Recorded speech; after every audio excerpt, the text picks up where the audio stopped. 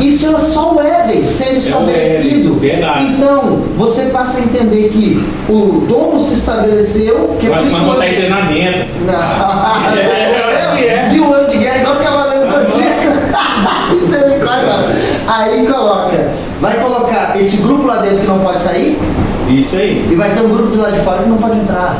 Aqui, mas isso é o contexto. Zacarias. É igual como se fosse Sodoma e Gomorra, cara. Tiraram os que estão de lá, né? Deixa-se lascar. Não volta, não. Você vê Ezequiel fala dessa cidade já em cima do monte. Ezequiel 47 fala da cidade. Mas ele está falando especificamente mesmo, geograficamente, de uma cidade. Sim. Tanto que Jerusalém é sobre o monte. Aí ela vai. Mas a Nova Jerusalém ela vai descer e vai ficar ali em cima, e o rio vai sair dali para o trono. Sim. Aí quando você vai em Zacarias, fala assim, o povo vai olhar e vai falar assim, quem são esses que voam pro Pombal? Eles vão começar a subir. É tipo assim, não. Ele viu o arrebatamento? O Zacarias tem uma profecia. Ele é o primeiro que fala. Zacarias tem uma profecia que fala assim que os moradores da terra vai ficar observando assim como esses que voam para dentro da Nova Jerusalém de 12 portas e volta. Eles são tipo inspetores. Não entendi. Como assim? Vai e volta. Os caras vão ser os guardiões. Isso, então aí o que acontece? Esses somos nós. E tipo assim, no milênio nós vamos sair as nações para obrigar eles a ir a Jerusalém terrestre. O que acontece? Tem a profecia de Davi que o filho de Davi reinaria por toda a eternidade. Então tem a profecia de Deus para Israel, tem a profecia de Jesus para a igreja. Então por isso que tem duas nações, a de Agar e a de Sara. Então a de Agar são os israelitas com sangue ali, nascença, que tem uma promessa para eles cumprir. Por isso que esse reino milenar tem que acontecer para eles. E aí vai vir depois o Gog e Magog para reestruturar e todos ser tudo no reino só. E aí todos sempre. Mas essa questão aí é a promessa entre Ismael e Isaac. Do domo é uma questão fabulosa que depois de Apocalipse 19 fala assim que nós descemos com ele, com vestimentas, para lutar e para depois restabelecer aí esse milênio. Cara, é uma coisa surpreendente porque quem não tiver a oportunidade da primeira não vai entrar nessa questão de entrar na Nova Jerusalém. Não entra. Os que, tipo assim, é claro que vai ter a segunda ressurreição, né? Assinalado de Israel, que as pessoas sempre têm uma confusão quando estudam. Eu li esses dias e vi um negócio interessante que eu nunca tinha visto. Eu li e passava o olho, A Bíblia fala desses 140 mil selados, mas ela mas era específica quem são. São tribos específicas. Então, mas por que eles são? Eles não se constituíram, falando cada coisa que eles não fizeram. Chegou um tempo que eu achava que eu fazia parte, porque eu tenho a gente até pensa assim, você possa fazer parte de 144, mas você se contaminou com a religião, você já está tudo. Isso aí, é isso que eu estava vendo, entendeu? Esses não, eles vão ser ortodoxos. Não ortodoxos como o judaísmo que a gente conhece, mas um ortodoxo dentro de um padrão. Você sabe, Deus não estabeleceu o judaísmo. Você começa a entender isso estudando as escrituras da Torá, da Taná. Você fala assim, caramba, Deus não ficou preocupado em estabelecer. Ele estabeleceu um núcleo de regras. 613 mandamentos são os mais famosos, são muito mais que isso, mas 613 mandamentos que foram reduzidos a 10. Depois reduzido a 10, aí Jesus veio só por um. Ama o seu próximo a ti mesmo, tá tudo bem. Porque aí você não vai cometer os outros 612. Tá entendendo como é que o negócio é sério? Então tem todo um porquê. Dentro desse contexto inteiro, é difícil você achar um professor hoje, que não seja tendencioso ao falar do milênio. Infelizmente, por causa das teologias sistemáticas tendenciosas que foram se difundindo nos últimos 760 anos. Então nós temos uma gama de pensadores que cada um adaptou isso em uma vertente. Então você começa estudando assim. Um grupo de pessoas estudou o aramaico, outra o hebraico, outra um idioma que a gente conhece atualmente como o grego, passou pelo latim e se difundiu nesse monte de idiomas que a gente tem. Todo idioma tem uma alteração expressão, querendo ou não. Aqui hoje, um exemplo básico que eu uso muito nos estudos bíblicos. Se você chegar no Brasil e falar assim, ó, traz uma manga para mim dentro de uma fábrica de roupa, o cara não vai te levar uma fruta. Pode falar uma maluquice? Ele vai pegar essa aqui. Ele vai pegar essa aqui, a manga de roupa. Você acha que os bebês, eles falam a língua original que Deus fez? Isso é uma brincadeira que eu já vi um cara falar. Não é interessante? Que aí depois eles aprendem. Na verdade, Varão, não. Existe uma coisa que eles falam que os animais falam a língua original, que os isso é bem naniano, mas os bebês, a gente sabe, existe toda uma estrutura que o ser humano precisa de tempo para se projetar, para emitir e organizar sons, aí começa a trabalhar toda essa questão neurolinguística. Porém, eu acredito na expressão de um bebê. É diferente. Tem padrão. Um bebê é capaz de expressar coisas que um adulto jamais vai expressar. Tem bebê que vê coisas que a gente não tá vendo. Isso pra ele, por causa da percepção, a pureza, a santidade. Eu fico imaginando essas coisas. Uma vez a gente brincando, conversando num estudo bíblico em 2014, eu falei com eles assim, eu falei assim, já pensou os papos profundos que Adão tinha com os animais? Até um papo com os animais, parece loucura, né? Ele conversando com os animais antes de dar seus nomes. Porque pra ele era normal, que a serpente falou com ele, era normal conversar com os animais. Verdade. Você entende que existem uns conceitos estranhos que você vai estudando os livros mais antigos, Talmud, essa galera aí você vai falando assim, peraí, tem uma parte da nossa história que foi apagada. Como é que você explica o amor que o cachorro tem por um ser humano, cara? É interessante. É um trem sinistro, é um amor incondicional. Mas ele morreu falando, cara, mas o dono dele ele ama. Ele morre pelo dono dele. Eu vi esse dia um vídeo, o cachorro pulou dentro d'água, foi lá, pegou o bebê, ele nunca tinha visto um bebê na vida, trouxe o bebê pra margem. O cachorro pulou no rio pra tomar o lugar do menino, que a anaconda tava pegando o menino. E a anaconda largou o menino e pegou o cachorro. Então a gente vê uns negócios aí. Aí a gente fala, Deus tá no meio desse negócio? Sei lá, mas que é estranho, Mas aí voltando lá, nossa vida, nossa concepção de Deus, ela é muito rasa. E a gente às vezes vai lá na sombra lá, tem 2 cachorros. E às vezes a gente quer justificar essa micro profundidade espiritual com conceitos que nós vamos criando ou que nós vamos pegando fragmentos de alguns pensamentos já difundidos. Eu olho hoje para nós, eu vejo, sabe o quê? O desejo de saber sem exagero. Eu procuro todos os dias, Samuel, aprender com os meus erros, mas o mais importante, como evitar esses erros. Porque o mundo... Sabe que a vigília começou, né? O mundo nos preparou para aprender com os erros. E Jesus ensinou a não errar. Isso aí. Então há uma incoerência. Quantas vezes você vai no culto e o cara fala, não, você já se lascou, já fez isso, fez aquilo e tal, mas levanta a cabeça, amanhã outro dia vai. Você vai fazer isso, é injeção de ânimo, mas o que Jesus falou? Vai, não pegue? Vai. Poxa, isso é muito radical. Não, vai aprender como que você errou. Não tem essa palavra lá. Jesus não tem isso. Ele fala assim, ó, até hoje você se negou o imposto? Acabou, hein? Você era um prostituto? Ó. Você era um assassino, Zé Lote? Ó, meu irmão, sinto muito, tá? Comigo, não tem esse negócio de assassino. Nossa, falta a 6ª temporada. Aí ele falou assim, você vai andar com Mateus. Tudo bem, gosto de Mateus. Só que você tem que saber uma coisa antes de ir com Mateus. Lembra? Ele é cobrador de imposto. O Zé Lote até caçando a espada já pra matar o cara. Você sabe que aquela cena é mormoniana. Ela é. Os que patrocinou. É uma cena, não, mas é interessante. É tipo assim, 80% você aproveita muito. Sim, tem que saber. Eu vi que o diretor, ele entrevistou um padre, um judeu e um pastor. Mas eu não sei tal. E um mormon, mas eles são mormons. Eles são mormons. Até os atores. Mas eu acho interessante porque Deus permitiu alguém trazer uma visão, não high-tech, mas é uma visão ilustrativa das características humanas de Jesus e os discípulos. Porque a gente, quando lê a Bíblia, é tudo muito mecânico. Pô, Jesus exortou os caras. Tá, exortou por quê? Você entende? Jesus fez isso, Jesus fez aquilo, eles fizeram isso. Não, tem porquê. Você vê, ó, quando a mãe chega e fala assim, ó, quero te pedir uma coisa. Ele já sabia. O que você quer pedir, mãe?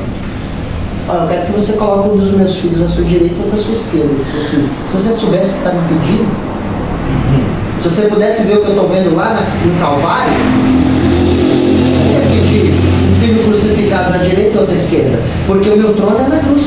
Eu vou estabelecer o meu reino na cruz. Ele não fala isso para ela abertamente, mas a gente entende depois. Eu estou estabelecendo o meu reino da pior forma possível, com o pior das dores. E eu vou fazer isso de bom grado. Eles fariam. Todo mundo fugiu, meu irmão, na hora que o bicho pegou de Getsemane. Todo mundo vazou. Tem história, tem um apócrifo de Pedro, fala que um dos caras saiu correndo e largou a roupa para trás. Não foi pegar.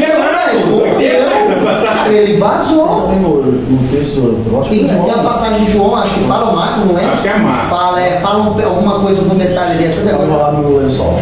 Deixa eu pegar, eu vou até gravando aqui, sabendo isso. Vigia pra depois eu vou ver se tá falando alguma coisa errada. Mas você vê que nós vamos fazer parte da segunda ressurreição, que não foi a primeira, e ainda vai ter uma terceira ressurreição. A terceira que vai ser terrível, né? Oi. Muita coisa. Tá bom, daqui a pouco eu vou. Beleza. Beijo.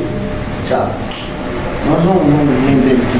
O meu coração, ele arde muito nessa questão, quando eu penso sobre a maturidade cristã, a gente começa a perceber o quanto de meninice que desenvolveu nos últimos anos. E como que os homens se empoderaram do Evangelho. O Evangelho não é algo para ser meu, nem seu. É para ser nosso. O Evangelho é boas novas, cara. É uma notícia bacana, nova, de renovo, de libertação. Então você vê hoje um processo muito voltado para isso. A gente aqui falou de Zacarias, falou de Abraão, a gente está falando de milênio, a gente falou de um monte de coisa, agora estamos falando dos apóstolos. Presta atenção como que essas coisas estão conectadas. Aí eu pergunto, nós hoje, os que se dizem seguidores de Cristo, estamos conectados? Estamos realmente? Somos um de verdade? Porque esse mundo, ele criou um paradoxo entre a santidade e a insanidade. Nós somos hoje uma ferramenta usada pelo mecanismo de acordo com a necessidade deles. Se tem que arrecadar para o Estado, a gente é forçado a trabalhar dobrado, porque tudo que a gente precisa adquirir ficou mais caro. Então a gente tem que trabalhar mais para alimentar eles, para nos alimentar.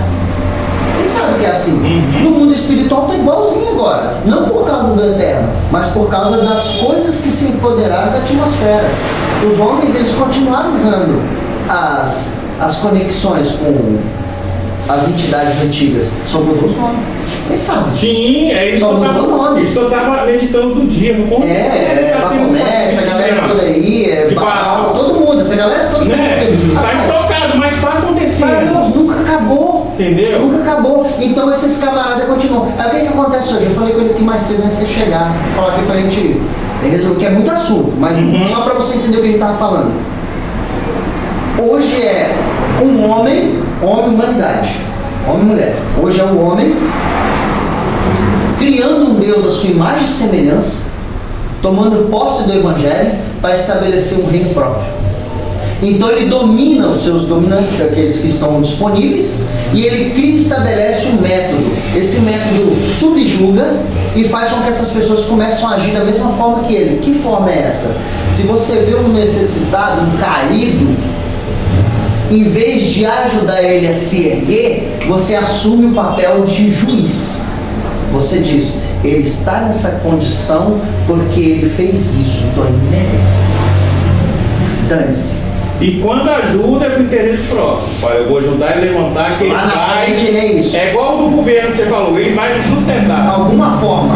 Alguma forma. Então o sentimento hoje é geral. Escravo. É geral, é isso aí. Mas você aí sabe é complicado, que tudo velho. é interesse? Não existe nada por interesse. 99% é interesse. Até nós. 1% não é. Até o amor ao próximo é interesse. Sim. Porque senão nós ganhamos o inferno. Não, mas É verdade. Eu vi o Rodrigo Silva falando sobre isso. Entendeu? E aí tá o erro. Se você serve Jesus com medo do inferno, você vai pro inferno. Não, mas por que eu sou uma pessoa boa? Por que eu ando na linha? Pra mim não tem uma recompensa que os maus vão ter. É tudo agora precisa medir quem eu sou e o que eu faço. Eu faço porque eu sou, Ou eu sou porque eu faço? Voltando ao assunto lá que você falando do trabalho, ele continua o trabalho do demônio lá, das pessoas que trabalham com o diabo. Uma das coisas que eu tenho medo, que eu já me dediquei muito, entendeu? Eu era cara de monte todo dia era monte, entendeu? Buscava mesmo, hoje em dia eu estou meio relaxado, mas hoje em dia eu tenho medo, por causa dos meus filhos, das retaliações, entendeu? Eu tenho vontade, eu tenho coragem de me aprofundar mais, tanto que estou marcando para conversar com esse homem aí, que ele falou que tem uns livros lá muito interessantes, de me aprofundar mais, mas eu tenho medo do que eu vou ver a mais. Mas o que está escrito no Salmo 37, verso 4. Qual? Salmo 37, verso 4. Sim, mas é isso que eu estou falando. Eu vim para cima de mim. Eu tenho medo da minha família. Você perdeu uma parte da nossa conversa. É aonde eu. Mas a sua confiança Eu acredito, eu acredito. Mas tem aquele medinho, entendeu? Olha só, o incêndio lá na Califórnia. Não foi feio, Lá na Califórnia. Eu não vi ainda essa reportagem. Aí o pastor saiu de casa correndo para salvar a vida dele. Queimou mais de 500 casas, só mora dele. Você entende? No meio, né? É isso que eu quero dizer para você. Peraí. Deixa eu... Tô pegando aqui a daquela farma aqui, Torinha. Tem Então, que ir. o que acontece? Igual você está aqui. Se você é temente ao Senhor, a sua casa está guardada, os seus estão guardados. Agora a questão Eu conheço isso que ele está falando. Agora a questão é, quem vai dar legalidade para o inimigo lá? Eu. Eles também têm responsabilidade. Sim. Se você fecha a porta, ele vem aqui, ele é o dono daqui, ele fecha a porta e entra lá para dentro. Eu venho e fecho a porta aberta e eu vou. Quem era o sacerdote mais poderoso nos dias de Samuel? Eli. Quem eram os filhos de Eli? Nadab e Abiú. Você entende? O pai ensinou, Então, mas oferecer fogo estranho. Sua casa você precisa o quê? Não ensinar os seus filhos o caminho, mas servir de exemplo para eles. Ele assim, porque quando eu estava escrevendo lá o Êxodo capítulo 1, capítulo 2, capítulo 3, aí em diante, Deus fala assim: eu sou o Deus de Abraão e de seus pais. Aqui, vamos marcar um dia para gente estudar. Olha, é que é professor, velho. Estão aqui só estudando. E aí ele falava assim: eu sou o Deus dos seus pais. Agora, se Deus aparecer para os seus filhos, vai falar o Tem quê? que marcar um dia. Muda de assunto não, rapaz. Um sábado, um domingo. Eu tenho que ir embora. Você vai falando, eu vou ouvindo mais. Não, você está correndo essa parte. Eu tenho que ir agora, já que vontade que vai falar. Se Deus aparecer para os seus filhos hoje, Deus aparecer em sonho, em visão, no teofone, amém. Ele vai falar que eu sou os deuses dos seus pais, da sua mãe. É interessante. Como é que isso é sério?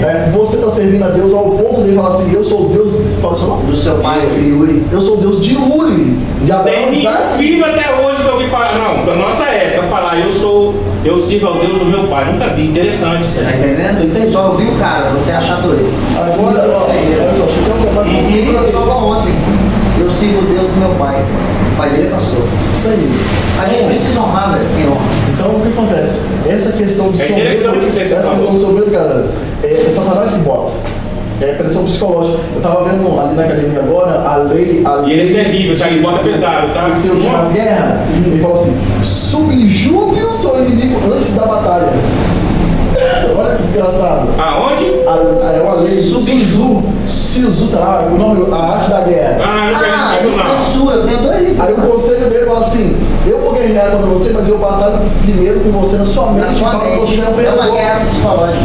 Como Golias fez com Davi. Mas aí Davi falou: não, eu que vou te vencer. vencer. O cara, você não vai, então vamos batalhar que não vai ver. Então Satanás fala assim, você vai buscar ele, mas eu vou te pegar. Aí você, poxa, eu já tô acuado, ele sempre me atacar. Então eu não vou, contra o inferno da retaliação. Não existe negócio de retaliação, não. Isso aí é uma questão, essa questão, guerras espirituais que não sei quem lá da puta que pariu jogou esse negócio de retaliação. Essa questão de retaliação tem quando eu dou liberdade, quando eu aceito o cavalo de Troia. Para ter retaliação na minha vida, eu preciso do cavalo de Troia. O que é cavalo de Troia? Mentira, roubo, lascívia, e os pecados capitais e os outros pecados que cada um tem o seu. Então Satanás ele vai lançar a bandeja, eu pego aí e falo assim, entrei com o vício Então não tem tentação que vem de Deus. Tudo vem na nossa concepção. Então essa questão da retaliação um amigo meu passou por isso aí que você falou. Ele é pastor hoje, ele foi na casa orar, o demônio se manifestou na criança, a criança falou com ele assim, você está aqui me expulsando, eu vou embora. Mas eu estou lá na sua casa fazendo reboliço. Não pode ir. Né? Mas Deus se arrependeu, entendeu? Eu mando hoje lá agora. Mas vamos marcar um sábado aí de consagração, de estudo. Sair só no domingo. Deus me livre. Deixa lá.